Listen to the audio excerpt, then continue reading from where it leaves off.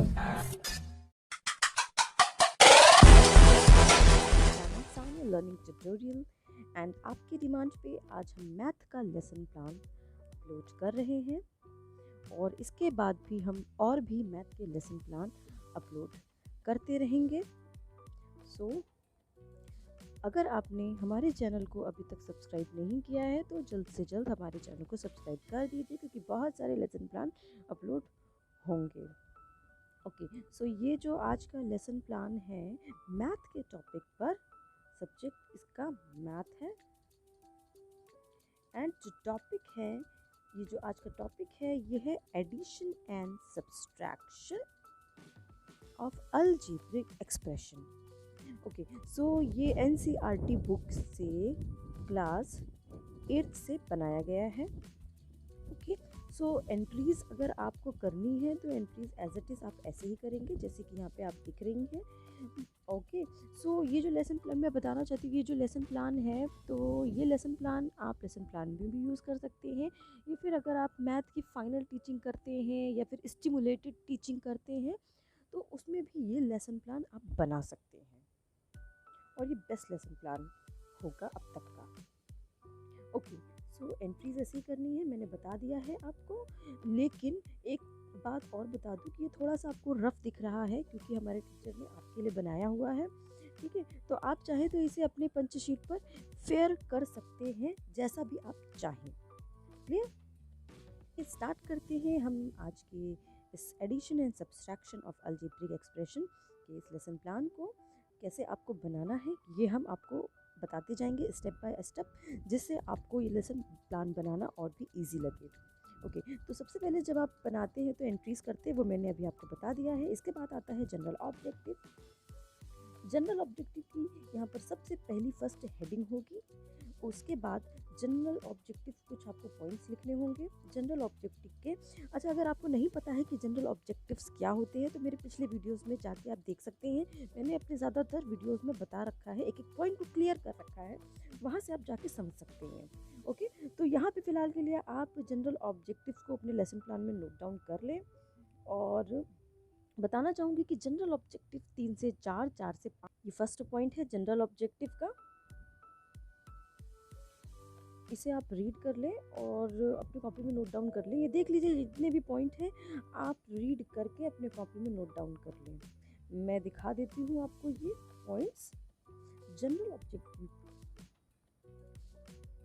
तो ये थर्ड है और ये हो गया फोर्थ वाला पॉइंट, फोर्थ पॉइंट, एंड ये फिफ्थ। ओके, तो यहाँ पे टोटल 5 जनरल ऑब्जेक्टिव्स हैं, first, second, third, fourth, fifth. Okay, इसके बाद आता है स्पेसिफिक ऑब्जेक्टिव्स। स्पेसिफिक ऑब्जेक्टिव में भी आपको कुछ इतने ही पॉइंट लिखने हैं, 4 to 5। ओके, तो ये फर्स्ट पॉइंट है, इसे भी आप नोट डाउन कर लें।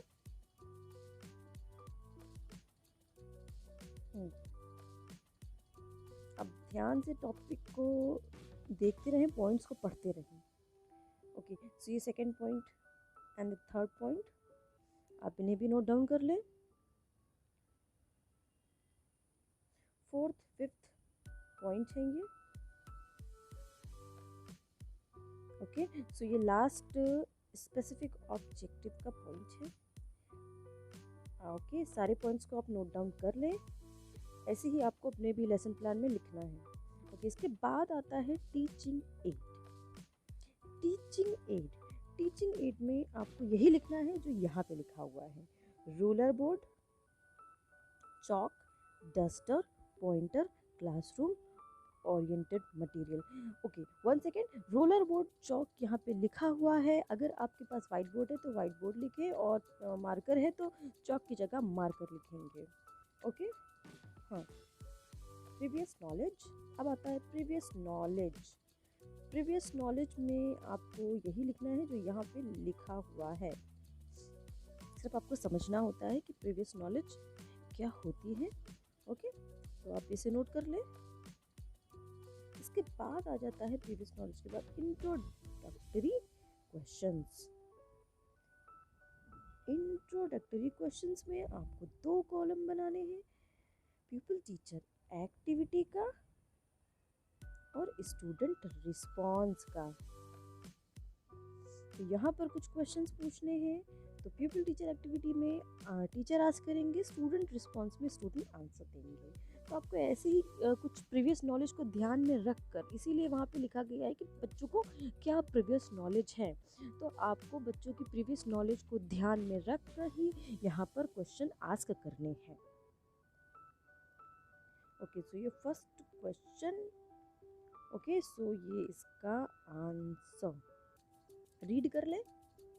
सेकेंड क्वेश्चन, ये इसका आंसर। ओके, वन सेकेंड मैं आपसे कहना चाहूँगी कि अगर आपको लेसन प्लान का एक पॉइंट ना छूटे तो आप लेसन प्लान को, वीडियो को स्किप ना करें, बिल्कुल भी आप एंड तक देखें। और अगर और अच्छे से नोट डाउन करना है तो वीडियो को पॉज कर ले, बैक कर ले, फिर से फॉरवर्ड कर ले, इससे आप सारे पॉइंट नोट डाउन कर सकेंगे। तो ये सेकेंड क्वेश्चन एंड ये थर्ड क्वेश्चन और ये इसका आंसर। ठीक है, आप minimum 3 and maximum 5 to 6 question बना सकते हैं, ये आपके ऊपर है। फोर्थ क्वेश्चन एंड ये इसका आंसर, फोर्थ क्वेश्चन का ये आंसर है। ये रहा लास्ट क्वेश्चन, फिफ्थ है यहाँ पे लास्ट क्वेश्चन। और जैसे कि मैं बता रखी हूँ कि लास्ट क्वेश्चन प्रॉब्लमेटिक होता है। ओके, सो जैसे ही प्रॉब्लमेटिक होता है इसी को आपको स्टेटमेंट दे देना है अपने टॉपिक का। ये क्वेश्चन नोट कर ले।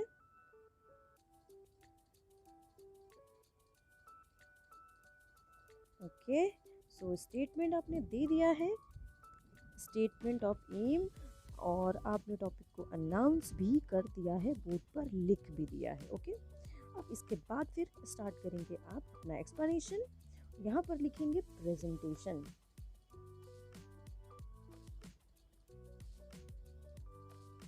ओके, सो इसमें कुछ यही कॉलम बनेंगे जैसे कि यहाँ पर आप देख पा रहे हैं। सीरियल नंबर का कॉलम, टीचिंग पॉइंट, फिर pupil teacher activity, student response, skill used और blackboard work. Okay, so यही कॉलम आप बनाएंगे। तो ये हो गया first teaching point, addition and subtraction of algebraic expression. तो जब आपने टीचिंग पॉइंट यहाँ पर लेसन प्लान में लिख दिया है, तो अगर आप जब टॉपिक अनाउंस करेंगे तो टॉपिक अनाउंस करने के बाद आप बस सीधे एक क्वेश्चन पूछ लेंगे। ये रहा देखिए क्वेश्चन, ठीक है।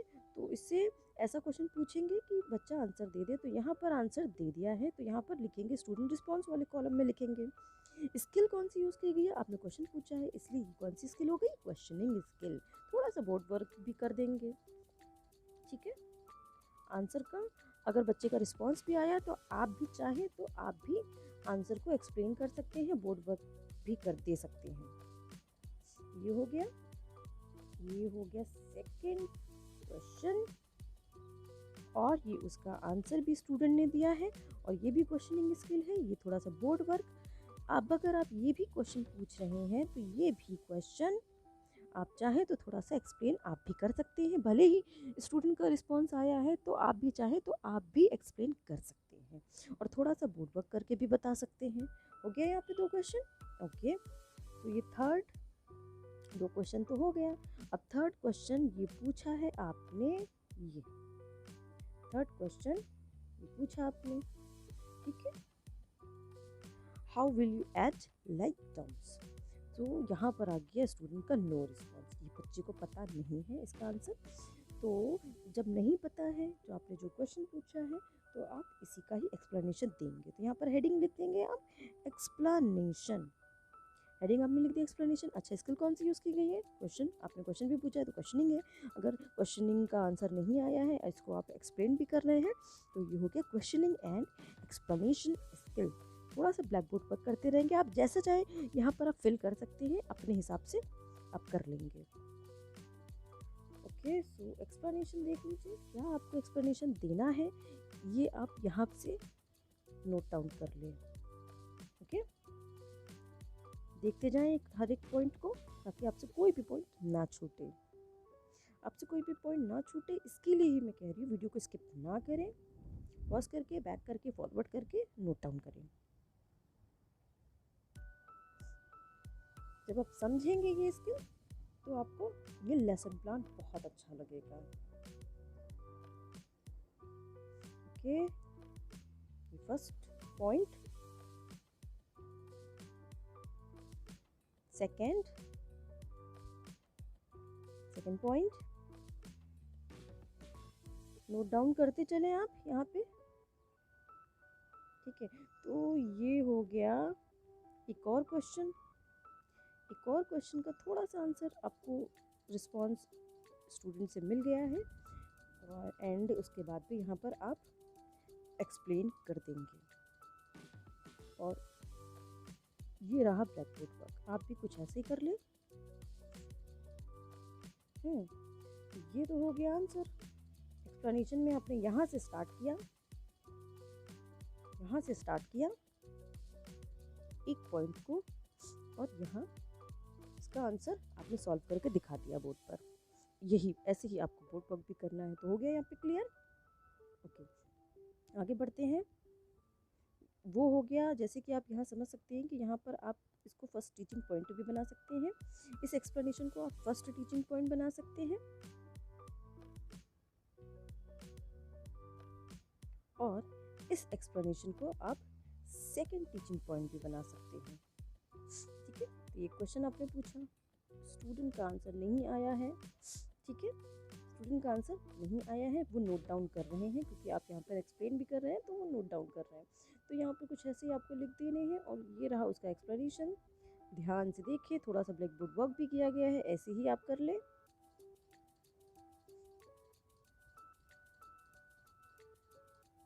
ये क्वेश्चन पूछा है, इसका ये आपने क्वेश्चन पूछा, इसका ये एक्सप्लेनेशन दे दिया है सॉल्व करके बोर्ड पर। ओके, फिर ये एक और क्वेश्चन पूछा है, ये भी नोट डाउन कर रहे हैं स्टूडेंट, थोड़ा सा बोर्ड पर, और ये भी आपने थोड़ा सा सॉल्व करके दे दिया है। ओके, सो ये हो गए 2 टीचिंग पॉइंट में आप डिवाइड कर सकते हैं। तो यहाँ पर ख़त्म होता है ये प्रेजेंटेशन का पार्ट। डन। मैं एक बार फिर से दिखा देती हूँ, ये देखिए, आप आराम से नोट करते हुए चलिए।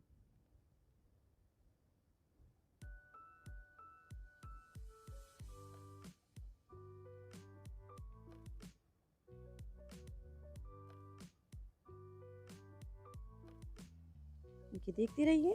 और अगर आपने हमारे चैनल को अभी तक सब्सक्राइब नहीं किया है तो अभी के अभी हमारे चैनल को सब्सक्राइब कर दीजिए, क्योंकि बहुत सारे मैथ के लेसन प्लान हम और भी अपलोड करेंगे, और भी सब्जेक्ट के हम लेसन प्लान अपलोड करेंगे। और ऑलरेडी मैथ के कुछ लेसन प्लान अपलोडेड हैं, आप उन्हें भी जाके देख सकते हैं।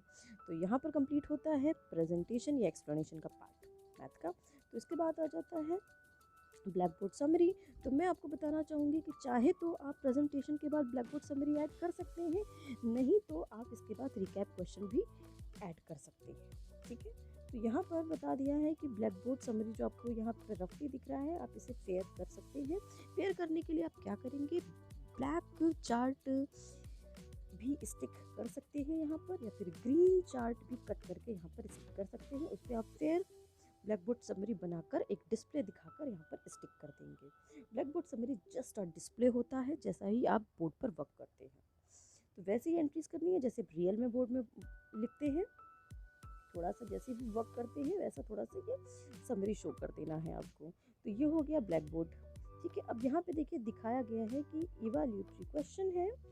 तो आप चाहे तो ये evaluatory question first teaching point के कंप्लीट होने के बाद भी पूछ सकते हैं, सेकंड टीचिंग पॉइंट के कंप्लीट होने के बाद भी पूछ सकते हैं। ठीक है, नहीं चाहे तो मत ऐड करें। ओके, और फिर भी देख लें ये evaluatory question first and second. Okay, इसका इवैल्यूएटरी क्वेश्चन का आंसर स्टूडेंट्स देंगे आपके पढ़ाने के बाद। ठीक है, और यहाँ पे रिकैप क्वेश्चन आप देख पा रहे हैं कि रिकैप क्वेश्चन भी यहाँ पे पूछे गए हैं। ठीक है, एक चीज़ मैं आपको बता दूँ कि अगर आपको रिकैप क्वेश्चन ज़्यादा बनाने हैं तो आप ये इवैल्यूएटरी क्वेश्चन अगर नहीं पूछ रहे हैं, अगर आप इवैल्यूएटरी क्वेश्चन नहीं पूछ रहे हैं तो यही क्वेश्चन को आप रिकैप क्वेश्चन में भी ऐड कर सकते हैं। आप यही क्वेश्चन को यहाँ पर ऐड कर सकते हैं और पूछ सकते हैं क्वेश्चन। मैंने आपको ये भी इजीली वे बता दिया है कि कैसे आप कर सकते हैं। ठीक है, तो रिकैप क्वेश्चन को भी देख लें, नोट डाउन कर लें। तो कंप्लीट होता है ये रिकैप क्वेश्चन भी। अब लास्ट में आ जाता है होमवर्क। जानते हैं आप होमवर्क लास्ट में आता है, तो जितना भी आपने पढ़ाया होता है उससे आपने एक लॉन्ग क्वेश्चन दे देना है। ठीक है, दे देना है, नेक्स्ट डे स्टूडेंट उसको सॉल्व करके लेकर आएंगे। तो लास्ट ये स्टेप होता है होमवर्क का। तो यहाँ पे कंप्लीट होता है ये लेसन प्लान, यहाँ पर कंप्लीट होता है ये लेसन प्लान। और कैसा लगा आपको ये लेसन प्लान, हमें कमेंट करके ज़रूर बता दें।